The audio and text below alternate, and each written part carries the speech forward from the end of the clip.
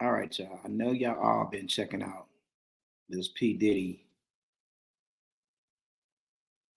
thing and what's been going on with P. Diddy. Right now, he got some lawsuits, 5, I believe, today. So it's crazy enough, all the allegations going on. But then, just recently, some new shit came into light. And just so y'all know, we're recording on Instagram, Facebook, and YouTube. So make sure y'all go like, subscribe to the channel, hit that button, smash that button so we can get more subscribers, more viewers. Y'all, as I say all the time, I'm not up there, I don't do conspiracy theory. But what I'm seeing now is so tripped out, y'all. It's crazy. And it looks as though P. Diddy may be wrapped up, somehow tied up, somehow, with not only Micheal Jackson, but also Whitney Houston. This Clive Davis thing is crazy, y'all. If y'all only knew like some of the things that I've been seeing, watching, discovering, is crazy. Like one thing that really kind of stuck out. Like Clive Davis was Whitney Houston's biggest support. He the one made her into a multi-million star, $1 million star. And so when he felt like, well, the last album she wanted to be R&B, he wanted to be pop. He was like, don't do R&B. They struggled with that. Did not want her to do an R&B album. And when it dropped, the album did really good. So like he ate his words almost. But he wanted Whitney to do a pop album because he understood like pop would make 3-4 times more money. So he may have felt like he lost money by her being, in his head, hot-headed and not wanting to do pop again. Stick to R&B. He did not want her to do an R&B album. So when it got to the point he felt like he couldn't make millions and millions and millions of dollars with her, then it was time to get rid of her. So you have to understand, like, stars like that, they make the most money after they die. I'm gonna say that again. Stars like that are worth more dead than they are alive. So if that's the case, that kind of makes sense. Like why he wouldn't want her around no more. And do you know Whitney Houston, some of her songs are just now making it to the top 100? So she's almost doubling the money she made when she was alive. To this day. Guess who Clive Davis was a mentor of? P. Diddy. All of these are allegedly, so I can't say for facts. All these are alleged. But if that is the case, then that makes sense. Allegedly, why they had to get rid of Biggie, because his music is worth more with him being gone than him being alive. I got a few clips I want y'all to watch. Just take a look at this, y'all. Y'all can see exactly what I'm talking about. Like this stuff is getting real crazy. And once again, if you're on this live and you're watching, make sure you subscribe to the channel.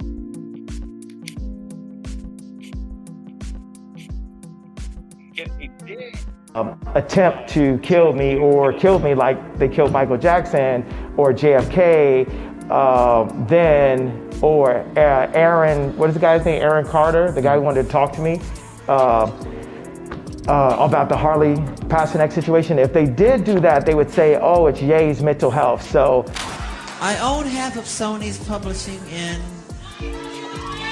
I'm leaving them, and that man, Michael Jackson, owned half of Sony's publishing. On half of it. They're very angry at me. And Tommy Mottola is a devil.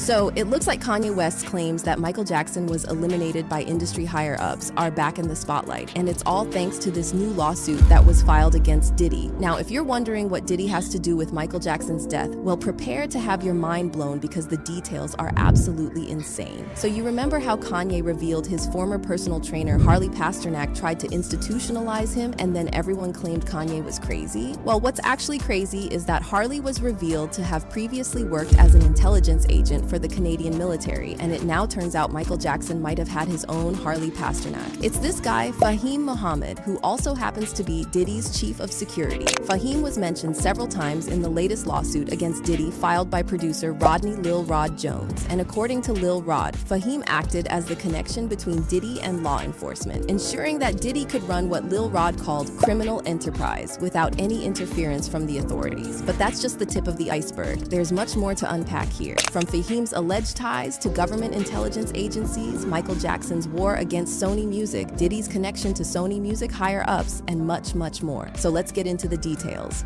I refused to take this, right? You understand that if I had taken the medication, I would not be here, and it would have been, he was deeply troubled. We miss him. We love his music, though. Well, they would have Britney Spears too. I mean, look at they would have Michael Jackson. Or worse, yeah. Okay, so let's first talk about all the suspicious details about MJ's death and his highly publicized feud with Sony Music. On June 24th, 2009, the night before Michael Jackson died, his personal physician, Dr. Murray, gave him a mix of meds to help him sleep. However, nothing was working, so in the morning hours of June 25th, Dr. Murray decided to administer a propofol injection. This seemingly did the trick, and Dr. Murray left Michael sleeping to use the bathroom. However, when he returned minutes later, he found Michael unresponsive with a weak pulse. Dr. Murray performed CPR for about 10 minutes and administered something to counteract the sedative OD. But surprisingly, a 911 call wasn't made until 12:21 p.m., almost an hour and a half after the initial discovery. Dr. Murray quickly arrived. They performed CPR for another 42 minutes and then rushed Michael to the Ronald Reagan UCLA Medical Center. But sadly, nothing could be done, and at 2:26 p.m. on June 25th, 2009, the King of Pop was declared dead, and once the initial shock wore off, the internet became a breeding ground for various theories, with fans questioning the official story. According to the autopsy report, Michael's cause of death was propofol intoxication, and it was officially ruled as a homicide. Dr. Murray quickly became the prime suspect, especially when it was revealed that he had used an unconventional CPR method on Michael. The LAPD and the DEA launched an investigation, but MJ's fans speculated that the police might be trying to hide something. Reports in the media suggested that the LAPD didn't properly seal Michael's house to prevent mishandling of evidence, a claim later denied by the LAPD. Dr. Murray was eventually charged with involuntary manslaughter and sentenced to 4 years in prison. However, MJ's fans weren't satisfied because they believed Murray was just a scapegoat in a larger scheme. You see, Dr. Murray initially joined Michael's team in May 2009 through AEG Live, the promoter for MJ's final tour. Although AEG Live claimed that Michael personally wanted Dr. Murray, it was later revealed that AEG hired him independently, and Michael didn't even sign the employment contract. Meanwhile, MJ's younger sister, LaToya, publicly claimed that his music catalog made him a target, and she said Michael knew someone was after him. And he knew that everything that was happening to him was not kosher, it wasn't right, and it disturbed him greatly. And he kept saying it over and over and over again. Yes, Dr. Murray was the fall guy, but it's more to it than just that. He named names. He told me people. He told me to be careful of this one and that one. In 2010, MJ's family took AEG to court, claiming they negligently hired Dr. Murray. During the trial, Michael's son Prince testified that his dad was pushed to the limit, and he heard him say multiple times that they were trying to kill him. Prince said his father would cry after phone calls, saying, quote, "They're going to kill me. They're going to kill me." But despite all this, the jury sided with AEG. However, the jury's decision didn't do much to change the minds of Michael's fans, who remained convinced that MJ was taken out by someone more powerful than Dr. Murray. The theory got even more traction when The Sun released notes allegedly written by Michael in the weeks leading up to his death. These notes included phrases like, "They are trying to murder me," and "The system wants to kill me for my catalog." In one note, MJ also talked about feeling pressured by AEG and having a bad feeling about his tour. And then a few years down the line, MJ's daughter Paris seemingly started pointing the finger at Sony and John Branca, the co-executor of the Michael Jackson estate. Paris liked a series of tweets slamming Sony and Branca, including one that said, "We've been telling you the truth for 7 effing years. Shame on any of you who sided with Michael Jackson's murderers." Now it's worth pointing out that Michael absolutely despised Sony and openly challenged them by first acquiring half of their catalog before leaving and becoming a free agent. He once even held up a sign on stage saying "Sony kills" and called then CEO of Sony, Tommy Mottola, the devil.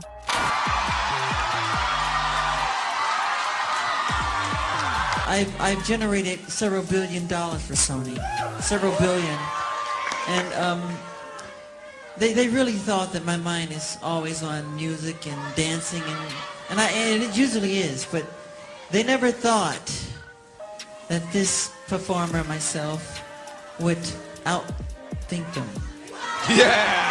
I own half of Sony's publishing, and I'm leaving them, and they're very angry at me because of it, but I just did good business, you know? And Tommy Mottola is a devil. Respect! Okay, now let's tie all this in with Diddy and the new lawsuit against him. In the lawsuit, Rodney Lil Rod Jones alleges that Diddy's head of security, Fahim Muhammad, has close connections with law enforcement and was instrumental in helping Diddy cover up his alleged crimes. The lawsuit says, Mr. Combs made it clear that his head of security, Fahim Muhammad, had the power to make people and problems disappear. Mr. Combs instructs his staff to always contact Mr. Muhammad if they are ever pulled over by the police in Miami or California. The lawsuit also claims that Diddy's powerful industry friends employed and empowered Fahim to pay off law enforcement. Now here's where it gets even crazier. So it turns out that Fahim Muhammad was also the head of security for Michael Jackson, and he was right there that fateful night when MJ passed away. And get this, when Fahim testified during Dr. Murray's trial, he revealed that he was hired as MJ's chief of security just 10 months before MJ died. At that point in time, how long had you worked security for Mr. Jackson? Approximately 10 months. And what were your responsibilities?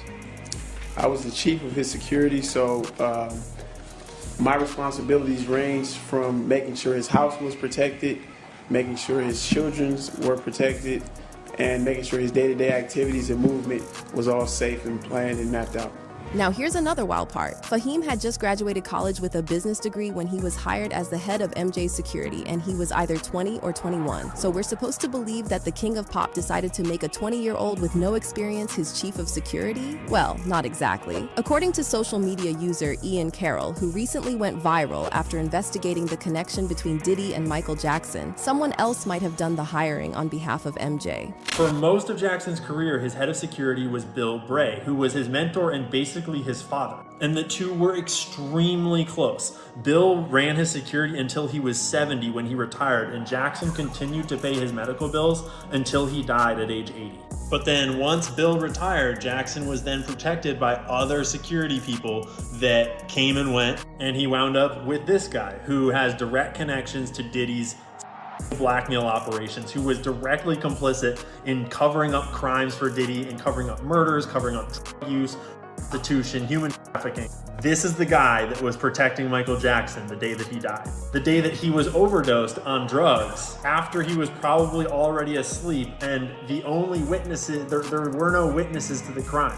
I'm honestly kind of surprised that this guy never got checked into as a suspect. Ian also pointed out that Fahim might have some ties to intelligence agencies, and fans are now saying he could be another one of those celebrity handlers. You know, kind of like what Kanye said about Harley Pasternak. I was looking up Fahim, and where did I find another article about him? On Penn State, the Wharton School. He didn't attend it as a student, he was invited as a speaker for this Wharton real estate entrepreneurship event. Which makes perfect sense. He has a real estate investment company or whatever, but if you've been following along, you would know that the Wharton School comes up an awful lot when we're talking about intelligence agencies and people associated with the CIA and the FBI, etc. Just thought it was interesting that they invited him to be a honored speaker at their event. And now, here's the best part. Check this out. This is in all of his bios, by the way, but we're pointing it out now. In 2008, Fahim graduated from Sacramento State University with a Bachelor's of Science degree in Business Administration with a concentration in real estate and marketing. Okay? Do you realize what's wrong with that yet? Anything coming to mind? When did Michael Jackson die? June 25th, 2009. Jackson died from cardiac arrest caused by a propofol and benzodiazepine overdose, caused by his doctor apparently. Hold up. Hold the phone. Pause.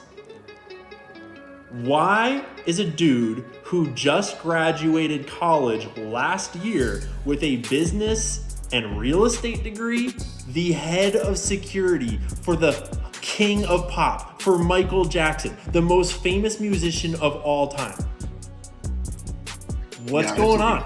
So given that Kanye also supposedly almost got Michael Jackson Ed, fans are now saying there's simply no way all this is just one massive coincidence. Someone commented on Ian Carroll's video, one other coincidence is that Tommy Mottola sold his home on Star Island, Miami Beach, to P. Diddy. And another user wrote, he is right. Everything the industry has done to Michael Jackson was the same blueprint they used for Kanye West. What a sad and corrupt world we live in. But what's your take on all this? Do you think Diddy's head of security had something to do with MJ's death? And does this mean... It kind of makes sense, like, y'all forgive me, I was eating. It kind of makes sense, y'all, like how they tell you that somebody crazy and then something end up happening to them. Like, entertainers, black entertainers, they say he's crazier. Lisa Left Eye talking about she crazy, and then she mysteriously passed away. Like, we got to really look into this stuff, y'all. It's been going on too long.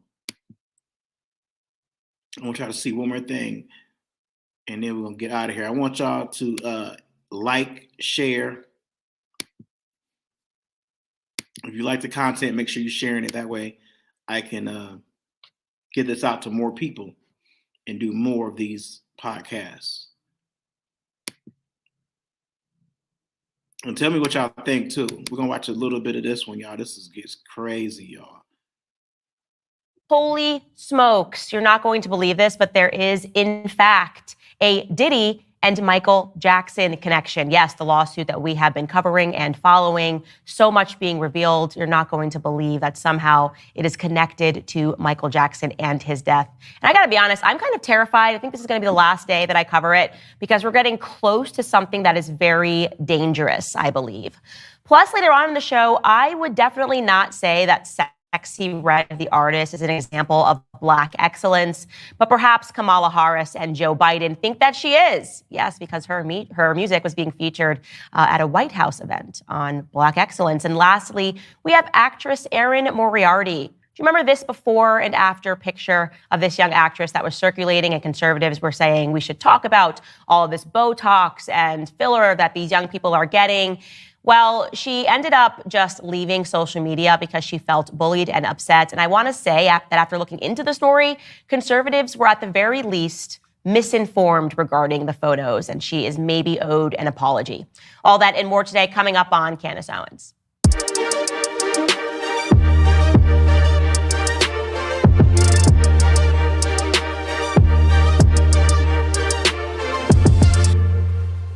All right, so I wasn't kidding at the top. Guys, I am probably not going to cover this anymore because it is definitely getting a bit terrifying. Obviously, we covered this. If you haven't seen it, go back and watch. I believe it was Monday's episode. But yes, the Diddy lawsuit is absolutely crazy. Full stop. What if I told you guys that it is about to get even crazier, that there is directly a link to Michael Jackson's death?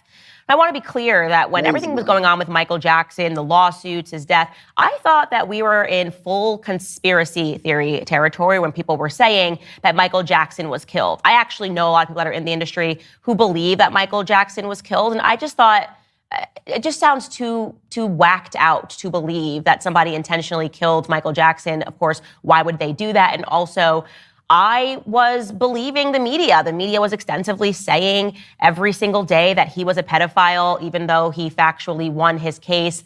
I allowed my image of Michael Jackson certainly to be corroded by the media throughout that time period. I will fully confess that.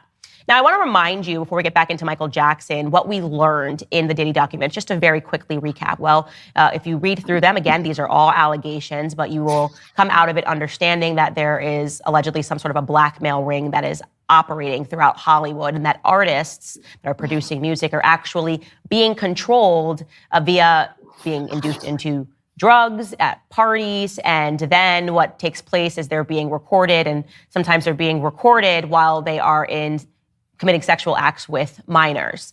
And something that we also saw in these docs is that these parties, at least a lot of them, are taking place in the Virgin Islands, which again just makes you go, what's happening here? Because Jeffrey Epstein, obviously, his home, or he owned an island that was just off the coast of St. Thomas. So we hear that again. I also am jogging your memory about the Bitcoin millionaire who, right before his death, found accidental drowning, even though he was fully clothed and had his wallet in his pocket, tweeted that the CIA and the Mossad were running a blackmail ring in the Virgin Islands. Something else that we learned in the Diddy lawsuit was that the media and the authorities are complicit. So the ring has real power, not imagined power. Again, I am using the word alleged because this person, despite having, video evidence and he has presented photographic evidence, this has not yet gone through the court system. And so we can't say that it's entirely true. And I'd say the biggest point that we took away from these Diddy docs was that this ring, if you believe it exists, can and will murder people to protect themselves. And he intimated this event that happened allegedly at a recording studio where Diddy and his son allegedly shot someone, and it was covered up by the LAPD and then the media. All right, so within those docs, and this is where it gets relevant, there is one man that is named as being the person that can do the cleanups, right? This is the guy that you are supposed to call if you get into any sort of a scenario. So in these docs, it says, Mr. Combs instructs his staff to always contact Mr. Muhammad, that is Fahim Muhammad, if they are ever pulled over by the police in Miami or California. And upon information and belief, this is regarding the shooting that took place at Chalice Recording Studios. Again, he is alleging that Diddy and his son shot someone.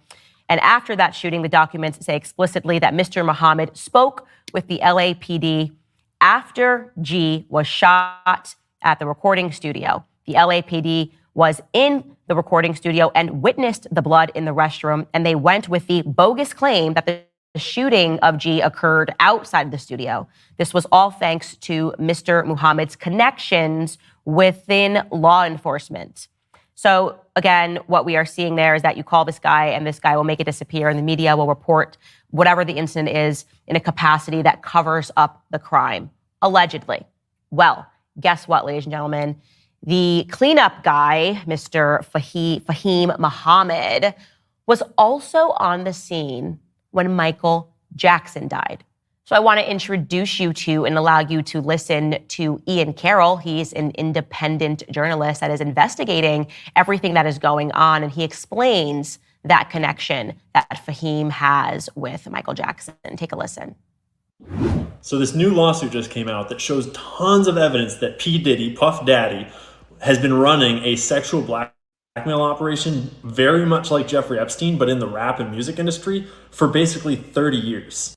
And in that lawsuit, we learned that his head of security while he's running the sexual blackmail ring is this guy named Fahim Muhammad, who before working for Diddy was the head of security for Michael Jackson when he was only 21. And he was one of the first people on the scene when Michael Jackson died. And before we go to Michael Jackson, the most important part of the Diddy case to bring across is the fact that the record executives at the very top knew what P. Diddy was doing. They were attending the parties with underage girls where they were spiking drinks. They were deeply involved in Diddy's personal life, and all evidence points to them supporting his operation, or at the very least, turning a blind eye to it.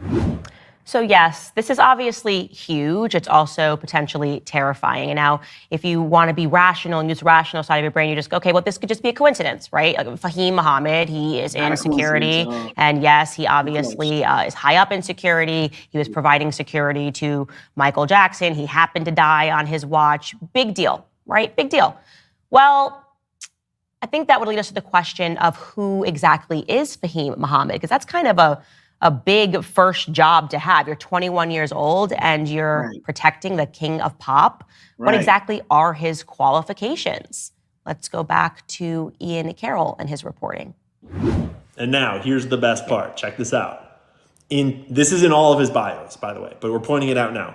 In 2008, Fahim graduated from Sacramento State University with a Bachelor's of Science degree in Business Administration with a concentration in real estate and marketing. Okay? Do you realize what's wrong with that yet? Anything coming to mind? When did Michael Jackson die?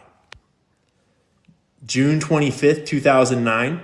Jackson died from cardiac arrest caused by a propofol and benzodiazepine overdose, caused by his doctor, apparently.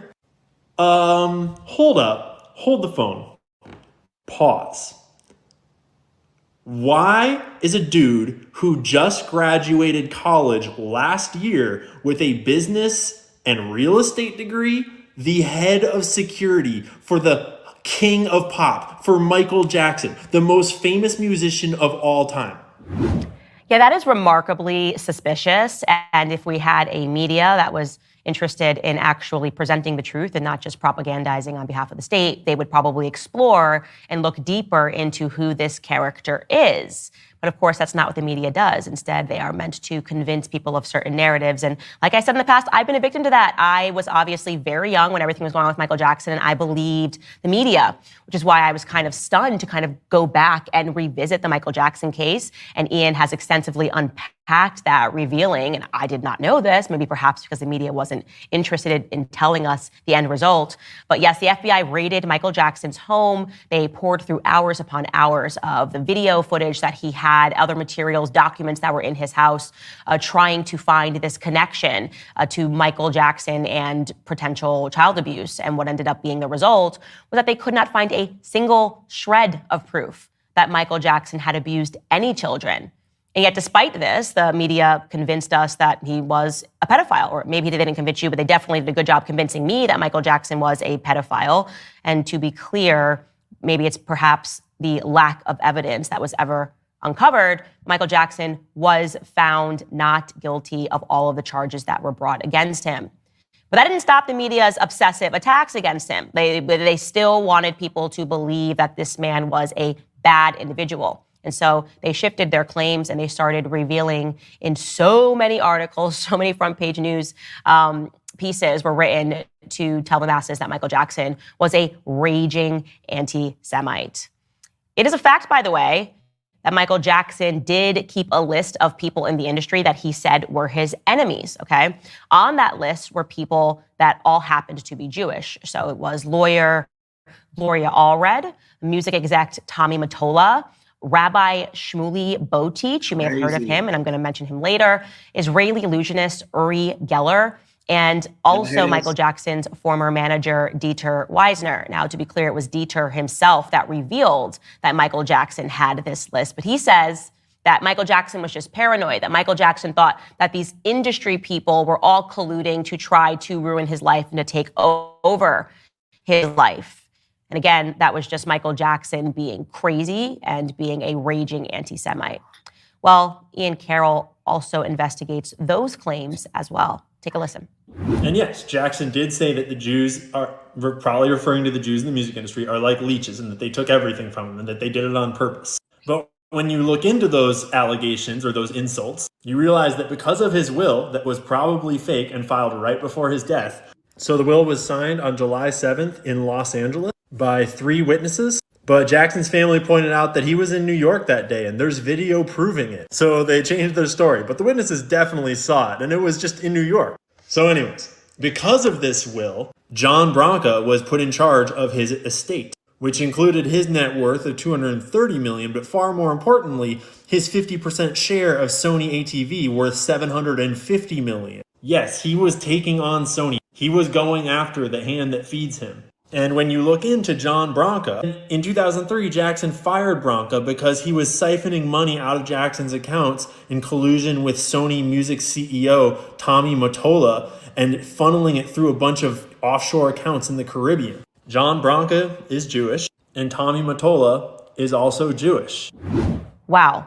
Did you guys know that? Did you guys know any of that? Because I certainly didn't. I didn't realize that this was a conflict at the end of Michael Jackson's life, that suddenly they were alleging that he signed a new will and handed everything over to the very people that he was fighting, the very people that he was saying were colluding to take things from him, ended up, in the end, taking things from him, despite their remarkable mistake saying that he signed this new will in a place that he simply wasn't at. So yes, Michael Jackson's estate was transferred over to specific individuals who happened to be Jewish. So what do we make of all of this? What do we make of all of this? What do you think about all of this? Well, I'm going to be honest with you that these claims keep coming up too often in Hollywood for me to be comfortable with it, right? We saw this, obviously, it's not just now the Diddy lawsuit, it's not just now Michael Jackson. We also have seen these claims with Kanye West, notoriously, obviously, when he tweeted out, "I'm about to go DEFCON 3 on some Jews," and the media freaked out, and people in the Jewish community were understandably very scared, not knowing what he meant. And I very much abstained from speaking much about the issue because people were so emotional that people couldn't hear, even if I had shared, and even when Kanye did share that he was speaking about specific people in Hollywood that he believed were coming after him and were trying to control him. He actually named some of those individuals. He shared personal text messages of a friend of his, a personal trainer to the stars, who again happens to be Jewish, who was threatening to put him in the hospital and to drug him against his will. Harley Pasternak is his name, and the media barely reported on those text messages that he shared publicly because obviously he was enemy number one.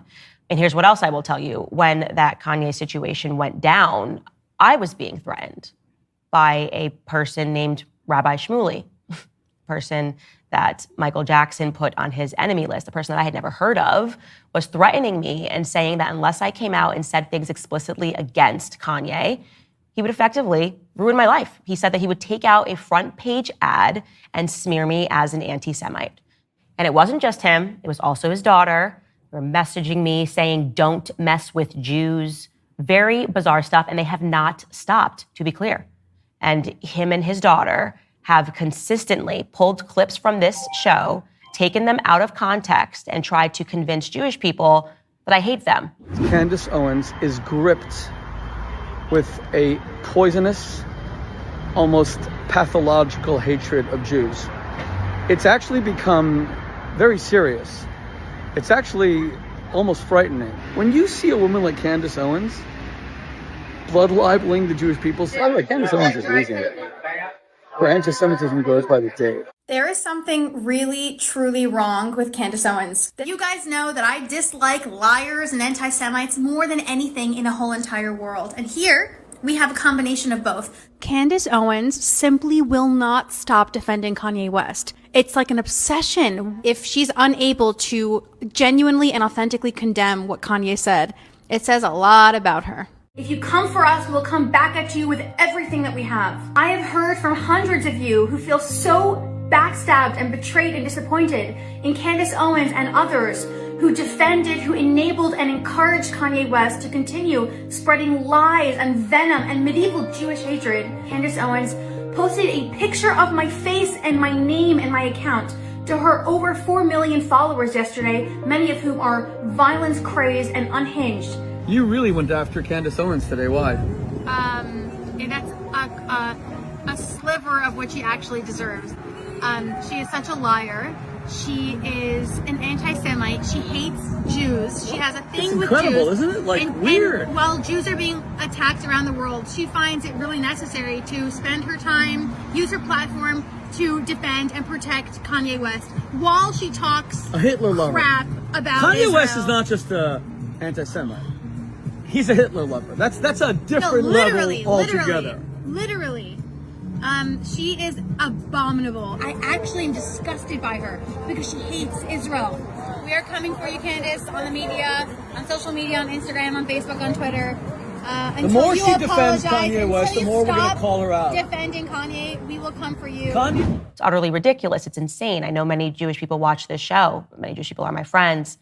And so what I believe is something that should be explored is whether or not what's happening is that just like within all communities, there are gangs, right? Gangs can form. We understand this. In the Black community, we've got the Bloods and we've got the Crips. Well, imagine if the Bloods and the Crips were doing horrific things, murdering people, controlling people with blackmail. And then every time a person spoke out about it, the Bloods and the Crips would call those people racist. Would get the media to say those people were racist. Any person that was talking about a specific gang, a small group of people, would say, oh my God, no. That's like slavery. You can't at all say anything bad about the Bloods and the Crips. And then the entire Black community believed it and was scared and thought, oh my God, like, is slavery actually coming back? It would be emotional manipulation because, of course, we would know that despite the fact that the Bloods and the Crips are Black, that the majority of Black people do not support the crimes that they have committed, the crimes that they continue to commit. It's a gang. But what if that is what is happening right now in Hollywood, if there is just a very small ring of specific people who are using the fact that they are Jewish to shield themselves from any criticism? It's food for thought, right? And I think, again, there have been enough people that are speaking out about a ring in Hollywood, also a ring potentially in DC, that we should start to ask those questions. All of us, Black, Spanish, Jewish, Chinese, Japanese, all Americans should want answers because this appears to be something that is quite sinister. I will put a button on this by bringing up some tweets from Meek Mill. He has been under fire. The Black media, quote unquote Black media, is saying that he is gay. And he tweeted this: I want to get citizenship in Ghana. America is made to tear Black men down if you don't follow orders. Every Black blog site enhanced that post to make me seem gay. I change laws for our people and I donate millions. They are designed to destroy the image of Black leaders. It can't work with me though. You gotta really kill me. And I still will get bigger after death. This is God, not me. LOL. What do we say to that? Oh, well, what we always say every time a Black man speaks out and says that he is being intentionally smeared in the press, we just say, well, Meek Mill must be paranoid. Meek Mill must be crazy. Again, how many people are we going to keep saying that about before we actually have a meaningful discussion about something that could be quite sinister happening in Hollywood? And yes, I think it is potentially so dangerous if these documents against Diddy are true that they will kill people before they allow that ring to be exposed. And that is all that I am going to say on that matter. While experts anticipated rate cuts, inflation in the United States is still a significant economic concern. Think about it. The U.S. is in the hole by 34. All right, y'all. That's all we're going to say about that. Man, I hope y'all learned something. I learned a lot. You know what I'm saying? So this shit is getting crazy, y'all. We're going to really have to take a look at this, and we'll be doing more of these. So make sure y'all tap in on other shows. So I'm gonna get out of here. Thank y'all for tapping in. My name is Johnny, and this is Johnny Live. If you missed it, go back and rewind it, watch it, leave your comments, tell me what y'all think. All right, cool, we out.